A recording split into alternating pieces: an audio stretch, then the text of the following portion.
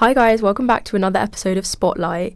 This is the first episode of 2026 I'm recording, and it's the 4th of Feb. So, okay, this episode I'm going to talk to you guys about what I want to do in 2026 and like what I want for this podcast and all of that. And then I'm also going to do a reflection of 2025 and just sort of look back on the year in terms of film, music, and theatre.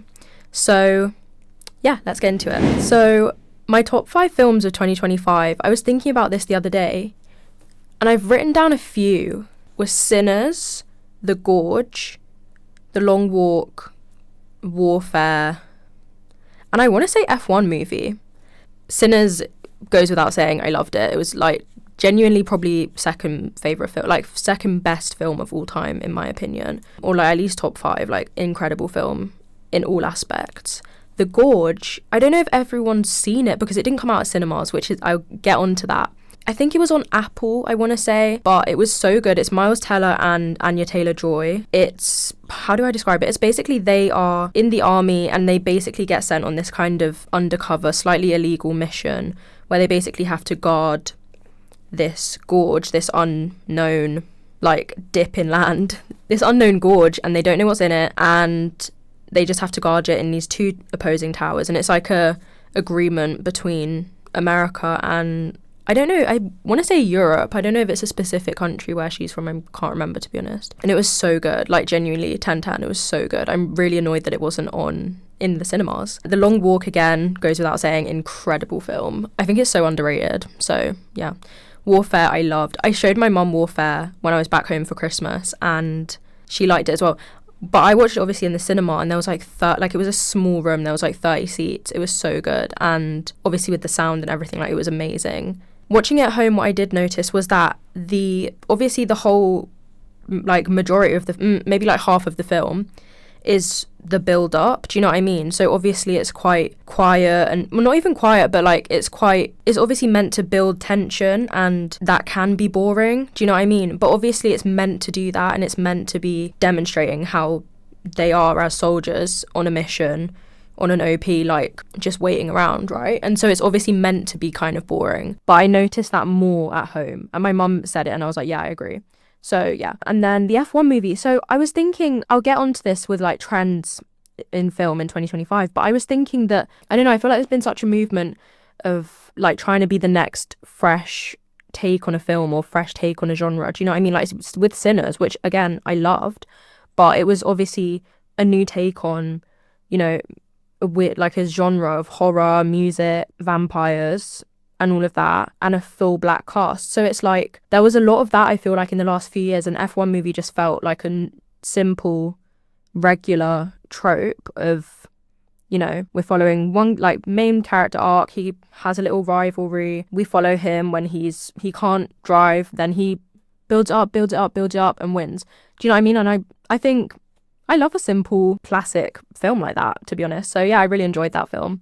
Trends in film in 2025, I wanted to talk about streaming, as I kind of mentioned already with The Gorge. I feel like there's been a movement in the last few years to get people back in the cinema. I think with marketing campaigns, like with Barbie and Oppenheimer, that was a massive campaign to get everyone in the cinema to watch both of those films. Same as Marty Supreme we've seen this year, Wicked as well, with all of their campaigns.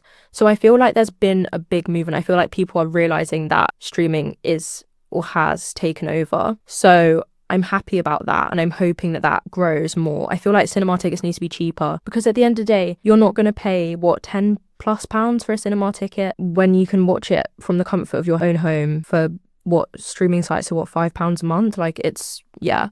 So I feel like cinema tickets need to be cheaper. And yeah, like with these films like The Gorge, they need to go to the cinema first, please. So yeah, that was one trend that I noticed. You know, I hope the cinema thing continues to pick up in 2026. Another trend that I noticed in 2025 was animation success, with obviously Zootopia, I never know, 2 coming out. I've still not watched it. I need to watch it. It's on my list.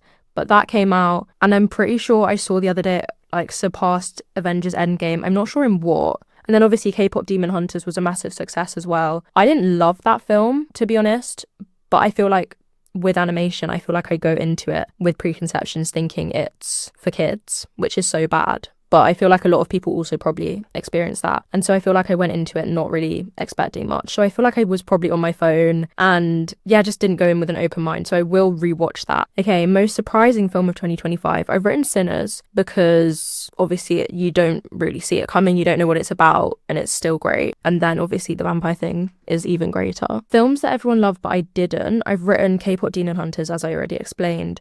One Battle After Another. I feel like I might have spoken about this in another episode, but it just wasn't for me, unfortunately, and I wish it was. I can see why it was so great and I can see how it was good. Don't get me wrong, but it just, something about it just wasn't for me. But I do want to rewatch it because I watched it straight after The Long Walk and that was obviously a very distressing, grueling film. So I feel like I didn't go into it with a clear head. So I would like to rewatch it with like a fresh slate. A performance that carried a film, Sean Penn in One Battle After Another. Despite me not loving it, as I said, I can appreciate it was a great film and Sean Penn was amazing in it. Like his character was so gross and like just disgusting. Yeah, he did a really good job. Okay, films I'm excited for in 2026. I'm really excited for Wuthering Heights coming out this month. What else? Oh, Michael, they just released that second trailer. Looks so good, the Michael Jackson film. Also, side note on that, I'm really happy that they cast a family member on that. Needed to say that. What else? The Zendaya and Robert Pattinson one, the drama. I can't wait. They just released that trailer. Looks so good. I'm interested to see what it's about. Well, I know what it's about, but I'm interested to see what happens. It looks interesting. I'm trying to think if there's any others that are coming out. I'm probably forgetting. Oh, are the Beatles coming out this year? They've just released pictures. I don't know if one of them's coming out at the end of the year or if they're all next year. I'm not sure. In terms of music, my favourite songs of 2025 were Means I Care by Tate McRae, Flames of Fortune from Sinners by Don Toliver. What else? Do you know what I loved? I really loved I'd Be Surprisingly Good For You from Evita. I loved that. What else? Is that 3? Lose My Mind from the F1 soundtrack again, Don Toliver and Doja Cat. And what else? Just Keep Watching, Tate McRae from the F1 movie again. Looking back at my Apple Replay, my top songs of each month. For some reason, February I have A Guy Called by H. I don't know why I banged that out in February. I did like the song, don't get me wrong. I just don't know why I really banged it out like that, but that's funny. March and April, I know, love Tate McRae and Kid Laroi. I loved that song. I still love it. May, Flames of Fortune, as I said. June, I Know Love Again. Lol. July, Lose My Mind, as I said. August, Just Keep Watching. September, I'd Be Surprisingly Good For You. October as well. And November, Just Keep Watching again. And then December, Means I Care. So those were kind of my eras of 2025. Lots of Tate McRae. Yeah, really a Tate McRae 2025. And then Evita for the summer, obviously. And then Tate McRae again, because she's an icon and I love her. Okay, and then top artist by month actually looks a bit different, which is funny. So, well, it makes sense. So January until July is Snow Allegra, my queen. Nothing more to say. Then August, Evita takes over. And it's so funny because it's Andrew Lloyd Webber.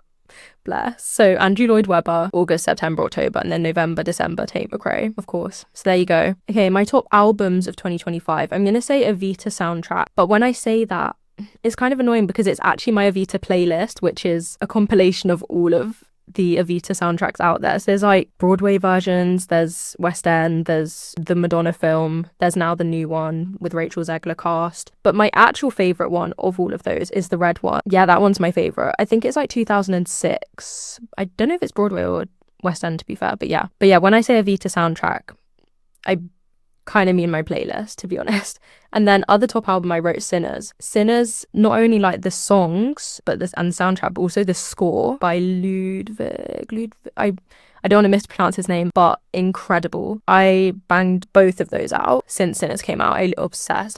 I'm so happy that he won 2 Grammys because it's so deserved, and I really hope Sinners wins all the awards. Best concerts, I've written Rachel Zegler and Cat Burns and Benson Boone. I don't think I went to any others, to be honest. I literally went to Mustafa the Poet twice.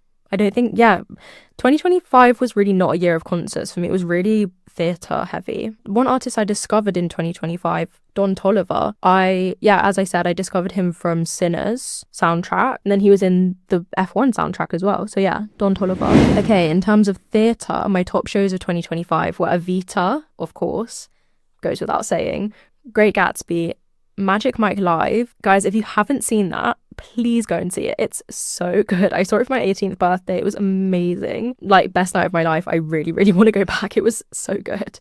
Magic Mike Live. Titanic, so funny. We saw that Piccadilly Circus. It was around there and it was so good. I want to see that again. We got like cheap seats. I don't think anyone had seen it, like anyone we knew, so we didn't know if it was good or not. So we got pretty cheap seats. So we really actually do want to go back and get better seats, to be fair. Shows I wish I saw. I've written Paddington and Hunger Games, but they're still going. So I really could still go and see them. I'm going to try and do the Today Ticks for them because Paddington is very expensive. But I would like to go and see that because the bear looks really cute. And then Hunger Games, I was looking at tickets. I think they had them. I don't think they had them when I was back in London.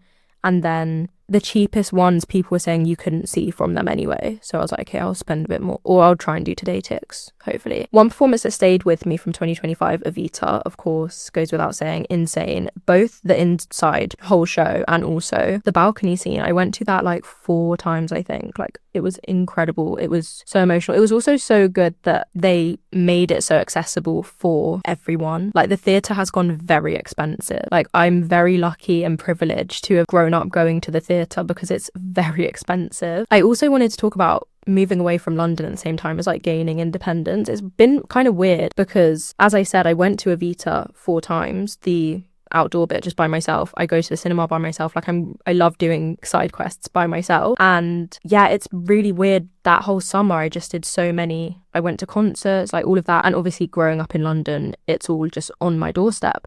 And now that I live in Liverpool for uni, it's like, it's obviously different and I have to sort of, you know, get the train back. It's not that deep, but it's weird now that I can do it by myself, if that makes sense. I don't know.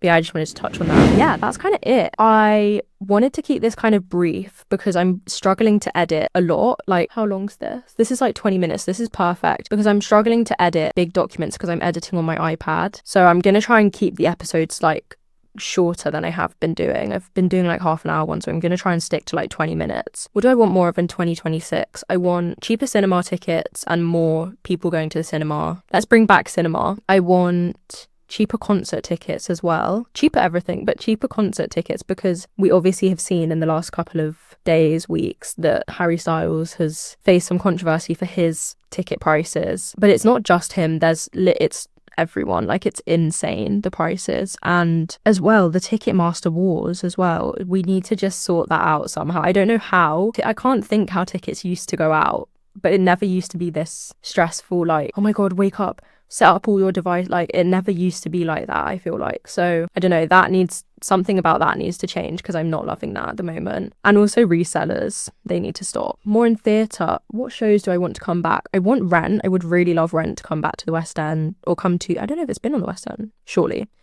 I want Rent. I'd love to see Rent, and I'd love to see West Side Story on the West End. Those are the shows I'd love. My New Year's resolutions, me personally, I'd like to be going to the gym and like just be healthy and be productive, I feel like is a good one to do. I want to sort of seize opportunities I have now I'm at uni, like this free podcast studio and the student radio. Like, I want to keep doing stuff that is available to me now because it's free and it's good that it's available. That was so badly worded. And then goals for the podcast this year. I really want to be consistent, keep uploading, you know, stick to a schedule with editing as well. Well, as you can tell, it's the 4th of February when I'm doing the first episode. So yeah, hopefully now I'm settled in, you know, the first couple of months I set up the podcast, it was obviously I was still settling into uni and stuff. And then the last couple of weeks I've been settling back in from Christmas. But now I just like want to focus on the podcast, make sure I stick to a schedule and yeah, just really do what I can with it. I also want to get some guests on hopefully this year. But yeah, that's kind of it. So thanks for watching. I'm hopefully going to post this in a couple of weeks, so we'll see. Hopefully I keep to a schedule now. And yeah, thanks for watching or listening. Like